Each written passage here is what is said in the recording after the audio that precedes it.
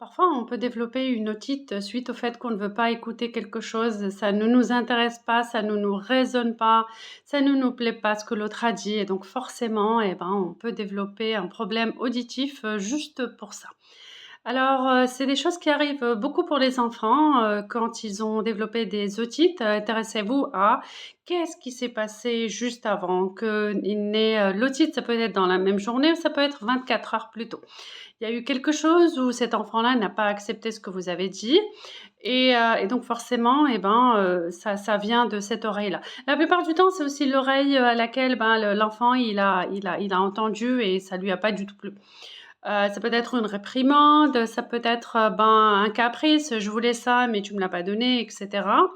Un manque d'acceptation de quelque chose.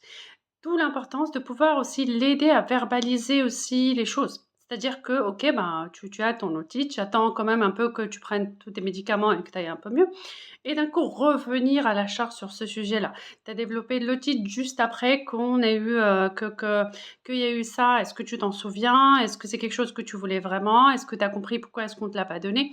L'idée, c'est de pouvoir arriver finalement à ce que le corps ne soit plus dans le rejet de l'écoute, mais plutôt soit en acceptation aussi que, ben, dans la vie, parfois, on n'a pas forcément ce qu'on veut, on l'a pas forcément quand on veut et parfois, il y a des choses finalement et ben, il y a des devoirs et des choses qu'il faut faire et donc plus le corps finalement finit par accepter d'écouter, accepter, d'être dans, l'acceptation finalement du présent, de ce qui est, et ben, à ce moment-là, plus l'enfant il arrive à faire ça et plus à ce moment-là, il peut, développer vraiment une, amélioration aussi de son système immunitaire au niveau de son oreille, pour déjà récupérer, au niveau de sa santé après l'otite et forcément à ne plus développer autant finalement et ben, de fragilité au niveau de l'oreille parce que vu qu'il est en acceptation, l'oreille n'a plus besoin de parler à sa place parce que l'oreille c'est quoi? C'est juste le symptôme de la maladie, le mal qui dit, c'est l'oreille qui parle à sa place.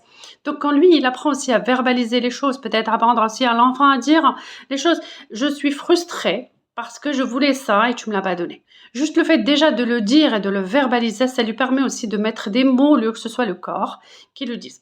C'est la même chose pour les adultes, attention, hein, on peut avoir vraiment une fragilité au niveau de l'oreille parce que on refuse par exemple de certaines choses, par rapport à, des choses de la vie, par rapport on voulait par exemple que quelqu'un nous fasse quelque chose, il ne veut pas et d'un coup de l'oreille à laquelle j'ai entendu le non, je peux développer une otite quelque temps après. Donc, conscientisez ce qui s'est passé 24 heures et puis à moins de 24 heures avant et vous allez trouver parfois la cause finalement de cette otite-là.